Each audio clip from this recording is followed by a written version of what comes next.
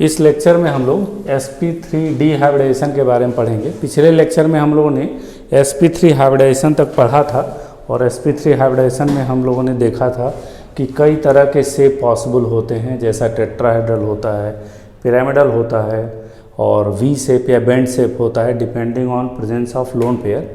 Next हम लोग sp3 डिहाइब्रिडाइजेशन, ये सबसे इम्पॉर्टेंट हाइब्रिडाइजेशन है। क्यों ये इम्पॉर्टेंट है इसके बारे में हम डिस्कस करेंगे, क्यों ये बहुत ज़्यादा इम्पॉर्टेंट होता है और हाइब्रिडाइजेशन के कई क्राइटेरिया को ये एक तरह से फुलफ़िल नहीं करता है। तो आइए हम लोग देखते हैं sp3 डिहाइब्रिडाइजेशन में जो 5d में से जो d ऑर्बिटल यूज होता है वो होता है dz², एक s 3p और एक dz²। जब 5 एटॉमिक ऑर्बिटल मिक्स होते हैं तो इस मिक्सिंग को हम लोग sp3 डिहाइब्रिडाइजेशन कहते हैं, sp3 डिहाइब्रिडाइजेशन कहते हैं। और 5 एटॉमिक ऑर्बिटल मिक्स होंगे तो 5 नए ऑर्बिटल बनेंगे आपके। 5 नए ऑर्बिटल का जो ये ब्लैक कलर से हमने जो बनाया है ये आपके इक्वेटोरियल ऑर्बिटल हैं, इक्वेटोरियल ऑर्बिटल हैं।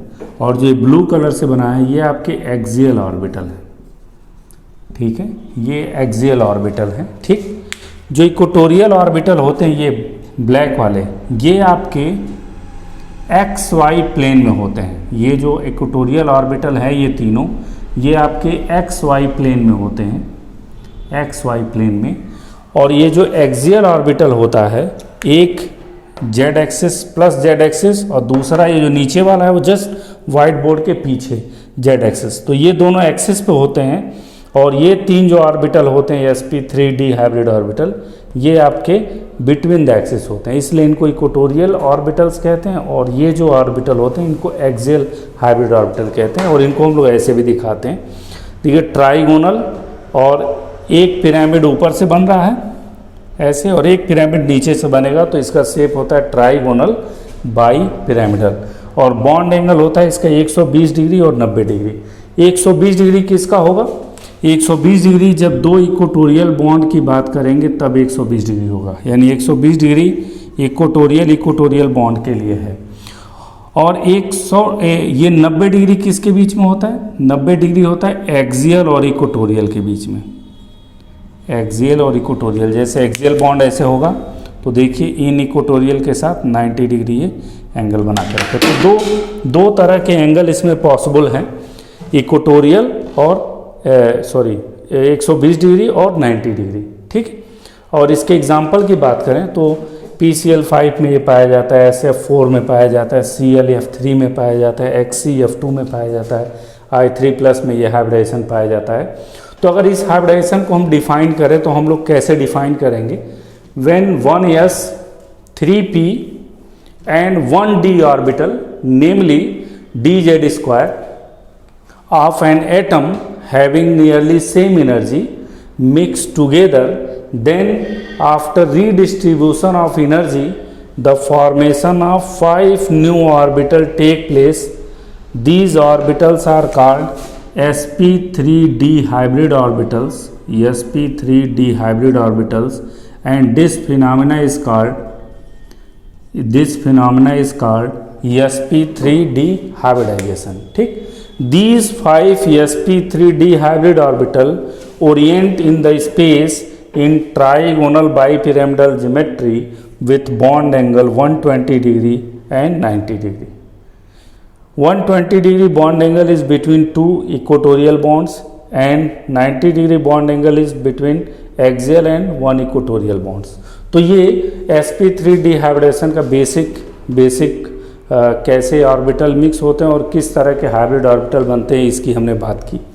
अगर आप ध्यान से देखें यहाँ पे तो आप देखिए इन 3 ऑर्बिटल को, ये जो 3 ऑर्बिटल हैं, ये 3 ऑर्बिटल और ये ब्लू वाले ऑर्बिटल में कुछ डिफरेंस आपको दिख रहा होगा। ये थोड़े स्लिम हैं और ये थोड़े मोटे तगड़े हैं और ये थोड़े बड़े हैं। यहाँ अगर आप देखें तो ये बॉन्ड को हम थोड़ा सा लंबा है और ये तीनों बॉन्ड थोड़े छोटे हैं। ठीक है, इसकी एक वजह होती है क्यों ऐसा है वो मैं बता दे रहा हूँ आपको। देखिए 2 तरह के बॉन्ड आपको मिलेंगे, एक्सियल बॉन्ड और इक्वेटोरियल बॉन्ड। इक्वेटोरियल और एक्सियल बॉन्ड यहाँ पे बराबर नहीं होते हैं, ये ध्यान रखिएगा। देखिए होता क्या है कि जब आप sp3 डिहाइब्रिडेशन की बात करते हैं तो ये इसको आप तोड़िए यदि, तो sp2 प्लस pz और dz स्क्वायर, इसको आप तोड़ सकते हैं, sp2 और एक p और एक d इधर। तो ये sp2 का आप जानते हैं कैसा शेप होता है, ट्राइगोनल गोनल प्लेनर। तो ये जो बॉन्ड है, ये जो तीनों बॉन्ड है, ये आपके एक तरह से sp2 हाइब्रिड ऑर्बिटल की तरह हो गए, ट्राइगोनल प्लेनर। और ये जो ऑर्बिटल हो गए दो, वो हो गए pz वाले, pz और dz स्क्वायर वाले। तो होता क्या है कि अभी तक जितना हमने पढ़ा, sp पढ़ा, sp2 पढ़ा और sp3 पढ़ा, उन सब में क्या था कि sp में 2 हाइब्रिड ऑर्बिटल बनते थे, दोनों की एनर्जी और उनका साइज सेम होता था। sp2 में 3 हाइब्रिड ऑर्बिटल बनते थे, तीनों की एनर्जी और शेप सेम रहता था। sp3 में 4 हाइब्रिड ऑर्बिटल बनते थे, चारों की एनर्जी सेम रहती थी। लेकिन sp3 डिहाइब्रिडेशन में 5 ऑर्बिटल बन रहे हैं, लेकिन पांचों ऑर्बिटल की एनर्जी सेम नहीं है। इसमें 3 इक्वेटोरियल ऑर्बिटल की एनर्जी अलग है और 2 एक्सियल ऑर्बिटल की एनर्जी अलग है। ठीक है, तो यहाँ पे जो एनर्जी है, energy of 5 sp3 d hybrid orbital is not equal, यह इक्वल नहीं होता है। तो ये एक बेसिक चीज़ है। जैसे अभी हमने कहा आपसे ना कि हाइब्रिडेशन में हम लोग डिफाइन करते समय बताए थे कि जो नए ऑर्बिटल हाइब्रिड ऑर्बिटल बनते हैं उनकी एनर्जी सेम होती है। लेकिन हम यहाँ देखिए, यहाँ पे एनर्जी सेम नहीं है। और एनर्जी सेम नहीं होने की जो वजह है वो क्या है, वो हम आपको बताएं। किसकी एनर्जी इसमें ज़्यादा हो जाती है, किसकी एनर्जी इसमें कम हो जाती है। अगर आप यहाँ पे हम बनाएं,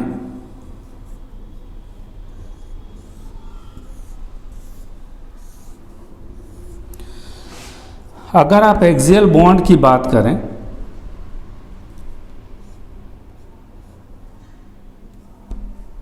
अगर आप एक्सियल बॉन्ड की बात करें, ये एक्सियल है, ये एक्सियल बॉन्ड है और ये तीनों इक्वेटोरियल बॉन्ड हैं।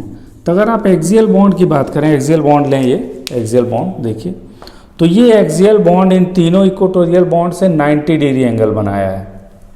और अगर आप इक्वेटोरियल बॉन्ड की बात करें तो यह इक्वेटोरियल दूसरे इक्वेटोरियल से 120 डिग्री, देखिए। तो ऑब्वियस सी बात है कि जो बॉन्ड इक्वेटोरियल पे है वो रिपल्सन कम फील करेगा क्योंकि इनके बीच का एंगल ज़्यादा है। और जो बॉन्ड एक्सियल पे है वो इक्वेटोरियल बॉन्ड से ज़्यादा रिपल्सन फील करेगा क्योंकि इसका बॉन्ड एंगल केवल 90 डिग्री है। तो जब रिपल्सन ये ज़्यादा फील करेगा तो इसके जो ऑर्बिटल होंगे वो सेंटर से थोड़े से दूर आ जाएंगे, और सेंटर से दूर आ जाएंगे तो इसका बॉन्ड लेंथ क्या हो जाएगा, बढ़ जाएगा। ठीक, बॉन्ड लेंथ बढ़ जाएगा तो इसलिए इसकी जो एनर्जी होगी, एनर्जी मोर देन इक्वेटोरियल बॉन्ड्स, इसीलिए इसकी एनर्जी इक्वेटोरियल बॉन्ड से ज़्यादा हो जाती है, इसका बॉन्ड लेंथ ज़्यादा हो जाता है। एक्सियल का बॉन्ड लेंथ ज़्यादा हो जाएगा, इक्वेटोरियल के बॉन्ड लेंथ कम हो जाएंगे। और मैं फिर मैं बता दे रहा हूँ, चूँकि यह एक्सियल बॉन्ड इन तीनों से 90 डिग्री पे रहता है तो 90 डिग्री होने के कारण इनसे रिपल्सन ज़्यादा फील करेगा। और जब रिपल्सन ज़्यादा फील करेगा तो ये क्या होगा, ये थोड़ा सा इस न्यूक्लियस से थोड़ा सा दूर आ जाएगा ताकि रिपल्सन कम हो। और जब दूर आ जाएगा तो ये बॉन्ड लेंथ क्या हो जाएगा, बढ़ जाएगा। और जब बॉन्ड लेंथ बढ़ जाएगा, दूर आ गया, तो एनर्जी भी इसकी ज़्यादा हो जाएगी और बॉन्ड लेंथ भी इसका ज़्यादा होगा। इसका मतलब ये है कि बॉन्ड लेंथ ऑफ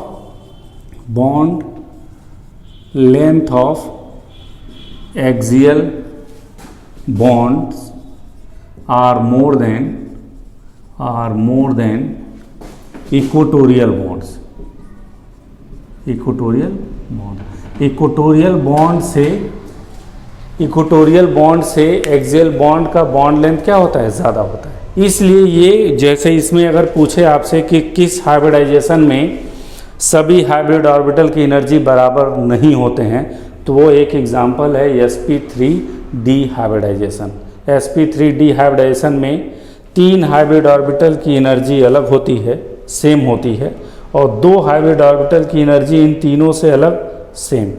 ठीक है, तो ये 2 एनर्जी लेवल में बटा हुआ है।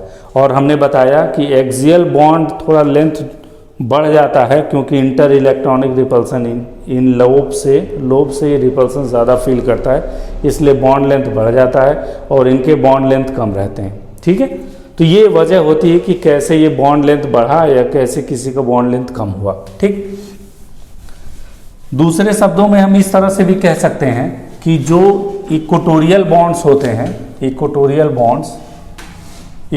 बॉन्ड्स इनमें more percentage of S character होता है, more percentage of S character than axial bonds. ठीक, तो इसमें एस कैरेक्टर ज़्यादा, ऑब्वियस सी बात है ज़्यादा होगा क्योंकि ये न्यूक्लियस के करीब है और ये एक्सियल वाला न्यूक्लियस से दूर जा रहा है, तो न्यूक्लियस से दूर जाएगा तो एस कैरेक्टर कम, और ये न्यूक्लियस के करीब रहेंगे तो एस कैरेक्टर ज़्यादा। ठीक, तो अगर आपको इलेक्ट्रॉन निकालना हो, एक्सियल से निकालना हो और इक्वेटोरियल से निकालना हो, तो एक्सियल से निकालना आसान होगा, इक्वेटोरियल से निकालना कठिन हो जाएगा। ठीक, चलिए आगे बढ़ते हैं हम लोग। अब इसके एग्जाम्पल्स हम लेते हैं। इसके एग्जाम्पल्स की बात करें हम तो पहला एग्जाम्पल लेते हैं PCl5। PCl5 की बात करें तो फास्फोरस का 15 होता है, 1s2, 2s2, 2p6, 3s2, 3p3 और 3d0। 3d खाली रहेगा। ग्राउंड स्टेट की अगर हम बात करें तो 3s में 2 इलेक्ट्रॉन है, 3p में 3 इलेक्ट्रॉन है और 3d खाली होता है। अगर हम कहें कि इस कंडीशन में ग्राउंड स्टेट में फास्फोरस की कोवैलेंसी कितनी है, तो फास्फोरस की कोवैलेंसी यहाँ 3 होगी क्योंकि इसके पास केवल तीन अनपेयर्ड इलेक्ट्रॉन है। अब देखिए फास्फोरस के चारों तरफ 5 Cl एटम हैं और एक Cl एटम एक कोवैलेंट बॉन्ड बनाने की डिमांड करता है। इसका मतलब 5 Cl एटम 5 कोवैलेंट बॉन्ड बनाने की डिमांड करेंगे। इसका मतलब ये हुआ कि फास्फोरस को अपनी कोवैलेंसी को 3 से बढ़ा के 5 करना पड़ेगा। तो ये क्या करता है, ये फर्स्ट एक्साइटेड स्टेट में आ जाता है और फर्स्ट एक्साइटेड स्टेट में आएगा तो ये इलेक्ट्रॉन एक्साइट हो जाएगा और ये इलेक्ट्रॉन कहाँ जाएगा, सीधे डी में चला जाएगा। ठीक, अब बात ये आती है कि फास्फोरस को कितना सिग्मा बॉन्ड बनाना है, तो फास्फोरस को उतना ही सिग्मा बॉन्ड बनाना होता है जितना इसके तरफ सराउंडिंग एटम होते हैं। तो कितने एटम है, 5 एटम है, तो 5 सिग्मा बॉन्ड बनाना है, इसलिए हमें 5 ऑर्बिटल को मिक्स करना पड़ेगा। 5 ऑर्बिटल मिक्स कर दीजिए और इस मिक्सिंग को हम क्या कहेंगे, sp3 डिहाइब्रिडाइजेशन, और 5 नए ऑर्बिटल बनेंगे, 1 2 3 4 5, इसको कहेंगे 5sp3d हाइब्रिड ऑर्बिटल्स। ठीक है, और ये पांचों हाइब्रिड ऑर्बिटल में 5 इलेक्ट्रॉन है तो 5 इलेक्ट्रॉन ये भर देंगे और इन पांचों हाइब्रिड ऑर्बिटल से क्लोरीन क्या बना लेगा, सिग्मा बॉन्ड बनाएगा ऐसे। अब बताइए सिग्मा बॉन्ड कैसे बना है, फास्फोरस के sp3d हाइब्रिड ऑर्बिटल और क्लोरीन के कौन सा ऑर्बिटल, क्लोरीन का p ऑर्बिटल के ओवरलैपिंग से। ठीक, फास्फोरस का sp3d हाइब्रिड ऑर्बिटल और क्लोरीन के p ऑर्बिटल को ओवरलैपिंग से बना है। अगर हम शेप की बात करें तो देखिए शेप क्या होगा, ये फास्फोरस Cl, एक क्लोरीन इधर एक्सियल और एक क्लोरीन इधर एक्सियल। इसके शेप को कहते हैं ट्राइगोनल बाई पिरामिडल कहा जाता है। और बॉन्ड एंगल कितना होगा, बॉन्ड एंगल हमने बताया था 120 डिग्री किसके बीच, इक्वेटोरियल के बीच, और 90 डिग्री किसके बीच, एक्सियल और इक्वेटोरियल के बीच। तो ये फास्फोरस पेंटा क्लोराइड का ये हाइब्रिडाइजेशन होता है। ठीक है, इसका शेप है, इसमें 5 बॉन्ड पेयर हैं, पांचों के पांचों जो हैं ये पांचों क्या है, 5 बॉन्ड पेयर हैं, ये सभी ये बॉन्ड पेयर ही हैं। ठीक है, ऐसे ही अगले एग्जाम्पल पे हम लोग चलते हैं।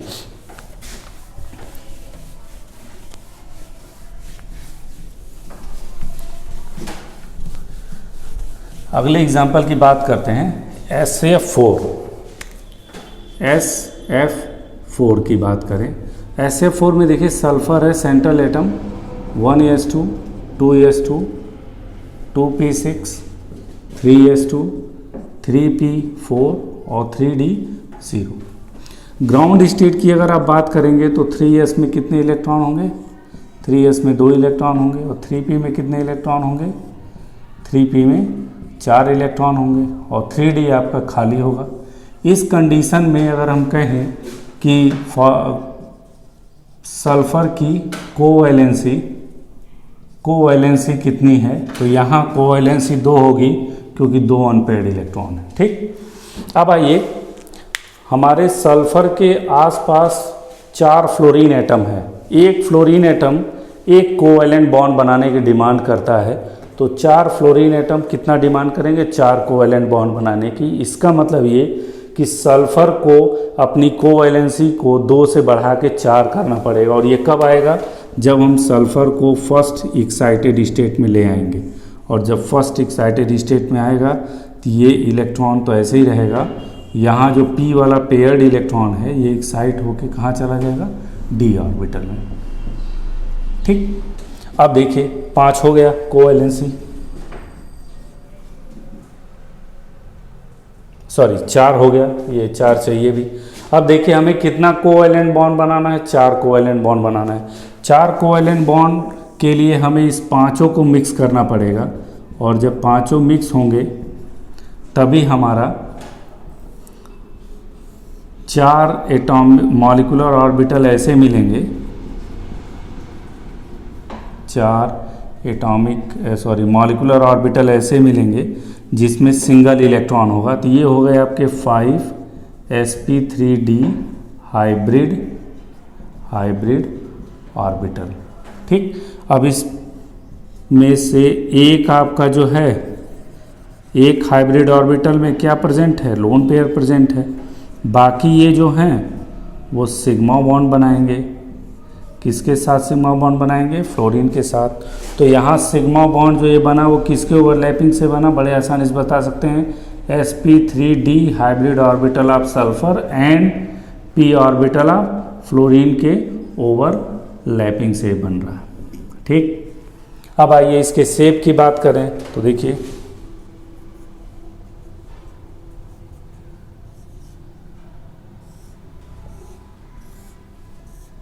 अब देखिए यहाँ पे शेप 2 हो सकता है, यहाँ पे शेप 2 हो सकता है। एक मैंने ये बनाया है और दूसरा शेप मैं यहाँ बना दूँ।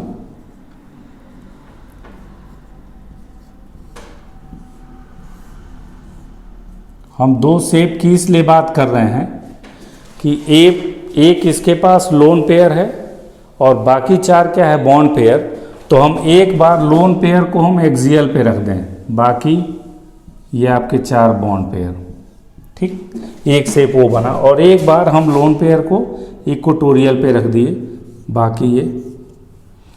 अब बात ये है कि इन दोनों में से दोनों शेप में तो एग्जिस्ट नहीं करेगा, एक ही शेप में एग्जिस्ट करेगा, और वो भी उसमें करेगा जिसमें स्टेबिलिटी इसकी ज़्यादा होगी। अब देखिए यहाँ जो लोन पेयर हो ऐसे है। अब ये लोन पेयर इन तीनों फ्लोरीन के साथ कितना डिग्री एंगल बना रहा है, 90 डिग्री। और यहाँ जो लोन पेयर है, वो इन फ्लोरीन के साथ 120 डिग्री, इस फ्लोरीन के साथ 120 डिग्री, और बाकी इन दोनों के साथ 90 डिग्री। तो आप देख रहे हैं ये लोन पेयर इनसे काफ़ी दूर है, 120 डिग्री एंगल। और ये जो लोन पेयर है ये तीनों के साथ कितना डिग्री, 90 डिग्री, इसके साथ 90 डिग्री और इसके साथ भी, तीनों के साथ 90 डिग्री बनाया है। तो यहाँ एंगल कम होने के कारण लोन पेयर रिपेल ज़्यादा करेगा, और यहाँ पे लोन पेयर और बॉन्ड पेयर के बीच में एंगल ज़्यादा होने का रिपल्सन कम होगा। इसका मतलब ये होगा, ये जो होगा वो लेस स्टेबल होगा और ये जो होगा वो मोर स्टेबल होगा। इसलिए ये इस फॉर्म में ना रह के इस फॉर्म में आएगा, ये शेप होगा, यही मतलब lone pair always occupy less hindered equatorial position rather than axial position. Lone pair always occupy less hindered equatorial position rather than axial position in trigonal bi pyramidal geometry. ये हमेशा याद रखिएगा कि हमेशा इक्वेटोरियल पोजीशन पे आएगा।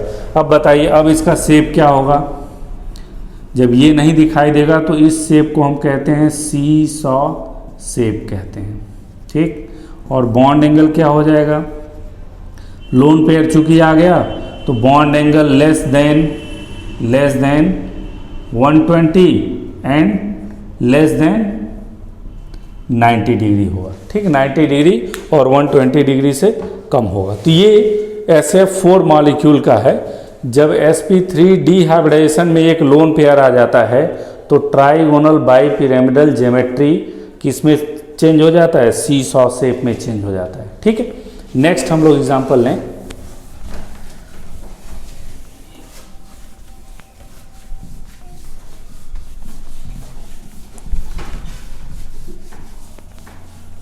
Next example हम लोग लेते हैं ClF3। Cl सेंट्रल एटम है 17, 1s2, 2s2, 2p6, 3s2, 3p, 3p5 और 3d0। ग्राउंड स्टेट की अगर हम बात करें तो 3s में 2 इलेक्ट्रॉन आएगा, 3p में आपका 5 इलेक्ट्रॉन आएगा और 3d आपका खाली होगा, 3d आपका खाली होगा। तब देखिए इस कंडीशन में कोवैलेंसी कितनी है? अगर इस कंडीशन में आप कोवैलेंसी की बात करें तो मेरे ख्याल से केवल एक अनपेयर्ड इलेक्ट्रॉन है तो कोवैलेंसी 1 होगी। और इसको कोवैलेंसी कितना करना पड़ेगा? क्लोरीन के चारों तरफ 3 फ्लोरीन हैं और एक फ्लोरीन एक कोवैलेंट बॉन्ड की डिमांड करेगा, तो 3 फ्लोरीन 3 कोवैलेंट बॉन्ड की डिमांड करेंगे, इसलिए क्लोरीन को 3 कोवैलेंसी करना पड़ेगा। और ये तब आएगा जब ये फर्स्ट एक्साइटेड स्टेट में जाएगा। इसको मत एक्साइट करिए, इसमें से सिर्फ एक इलेक्ट्रॉन को एक्साइट करिए, डी में भेज दीजिए। अब इसकी कोवैलेंसी 3 हो गई, जितने की ज़रूरत थी। अब बात ये आती है कि Cl को कितने सिग्मा बॉन्ड बनाने हैं? जितने इसके सराउंडिंग एटम होते हैं, 3 एटम है तो 3 सिग्मा बॉन्ड बनाने हैं। तो 3 सिग्मा बॉन्ड बनाने के लिए हमें इन पांचों को मिक्स करना पड़ेगा, और जब पांचों को मिक्स करेंगे तभी जाके हमें 3 हाइब्रिड ऑर्बिटल ऐसे मिलेंगे जिसमें एक एक इलेक्ट्रॉन हो जो बॉन्ड बनाने की क्षमता रखते हो। 1 2 3 4 5,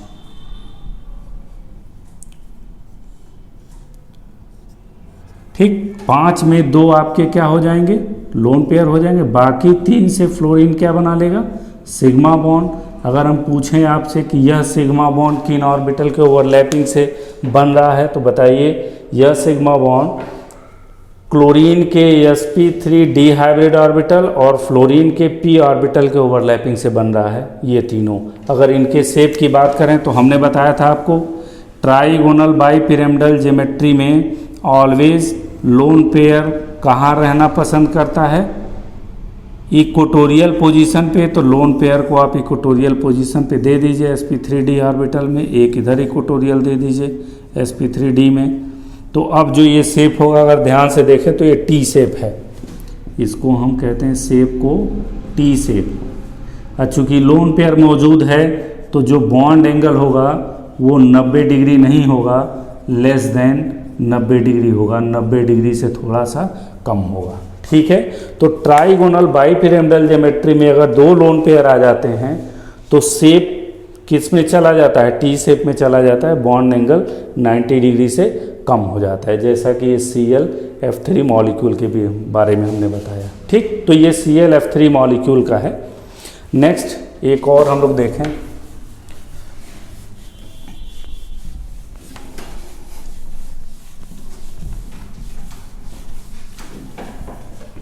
एक और है XeF2। ज़ेनॉन का 54 होता है, क्रिप्टॉन 36, 5s2, 5p6, 5d0 और यहीं पे 4d10 भी होगा। तो 36 10 46, 46 2 48, 48 6 54। ठीक। ग्राउंड स्टेट की अगर हम बात करें तो 5s में 2 इलेक्ट्रॉन है, 5p में 6 इलेक्ट्रॉन है और 5d क्या है, खाली है। ठीक। अगर हम कोवैलेंसी की बात करें इस कंडीशन में, तो इस कंडीशन में कोवैलेंसी इसकी 0 है क्योंकि कोई अनपेड इलेक्ट्रॉन नहीं है। अब हम आते हैं जेनॉन को कितनी कोवैलेंसी शो करनी पड़ेगी, वो डिपेंड करेगा सराउंडिंग एटम पे। 2 फ्लोरीन एटम हैं और एक फ्लोरीन एटम एक कोवैलेंट बॉन्ड बनाने की डिमांड करेगा, तो 2 फ्लोरीन एटम 2 कोवैलेंट बॉन्ड बनाने की डिमांड करेंगे। इसका मतलब इसकी कोवैलेंसी 2 होनी चाहिए। तो ये फर्स्ट एक्साइटेड स्टेट में जाएगा। फर्स्ट एक्साइटेड स्टेट में इसका एक इलेक्ट्रॉन एक्साइट हो जाएगा और जैसे एक इलेक्ट्रॉन एक्साइट हुआ, इसके एक्साइटेड स्टेट में 2 अनपेयर्ड इलेक्ट्रॉन हो जाएंगे, इसकी कोवैलेंसी 2 हो जाएगी। अब ये इस एक्साइटेड स्टेट में हाइब्रिडाइजेशन करेगा। अब कितना इसमें एटॉमिक ऑर्बिटल हाइब्रिडाइजेशन में भाग लेंगे, डिपेंड करेगा कि जेनॉन कितना सिग्मा बॉन्ड बना रहा है और कितना सिग्मा बॉन्ड बनाएगा, ये इस बात पे डिपेंड करेगा जेनॉन के चारों तरफ कितने एटम हैं। तो 2 फ्लोरीन एटम है तो 2 सिग्मा बॉन्ड बनाना है।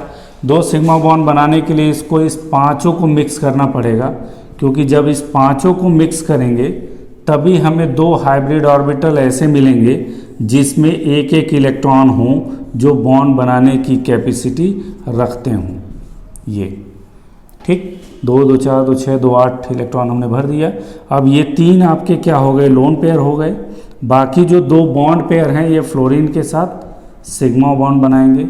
अब बताइए यह सिग्मा बॉन्ड कैसे बना है, तो यह सिग्मा बॉन्ड जेनॉन के sp3d हाइब्रिड ऑर्बिटल और फ्लोरीन के p ऑर्बिटल को ओवरलैपिंग से बना है। यह सिग्मा बॉन्ड जेनॉन के sp3d हाइब्रिड ऑर्बिटल और फ्लोरीन के p ऑर्बिटल के साथ बना है। ठीक। अब इसका शेप की बात करें तो देखिए कितने लोन पेयर आ गए, 3 लोन पेयर। 3 लोन पेयर आ गए तो तीनों लोन पेयर को आप कौन सा पोजीशन दे दीजिए, इक्वेटोरियल पोजीशन दे दीजिए।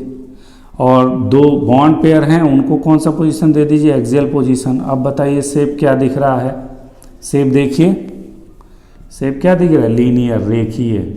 और बॉन्ड एंगल कितना हो जाएगा इसका, बॉन्ड एंगल आपका 180 डिग्री हो जाएगा। ठीक। तो ये आपका जेनॉन का है। इसका मतलब ये है कि अगर किसी मॉलिक्यूल के सेंट्रल एटम का हाइब्रिडाइजेशन स्टेट sp3d है और sp3d हाइब्रिडाइजेशन में वो 3 लोन पेयर कंटेन करता है, केवल 2 बॉन्ड पेयर कंटेन करता है, तो उसका शेप लीनियर हो जाएगा विथ बॉन्ड एंगल 180 डिग्री। ठीक है। तो ये हमने देखा कि कितने बॉन्ड पेयर और कितने लोन पेयर आने से कैसे शेप चेंज हो रहा है। और अगर आपसे ये पूछा जाए कि कौन सा ज्योमेट्री है जिसमें maximum number of lone pair रह सकते हैं, तो ये ट्राइगोनल बाईपिरामिडल ही ज्योमेट्री है जिसमें maximum number of lone pair रह सकते हैं। आप यहाँ देखिए, यहाँ पे 3 लोन पेयर है, 2 बॉन्ड पेयर है। यही एकलौता ऐसा ज्योमेट्री है जिसमें बॉन्ड पेयर से ज़्यादा लोन पेयर एग्जिस्ट कर सकते हैं, और कोई भी ज्योमेट्री ऐसी नहीं है जिसमें बॉन्ड पेयर से ज़्यादा एग्जिस्ट करे लोन पेयर। बहुत होगा तो बराबर हो जाएगा।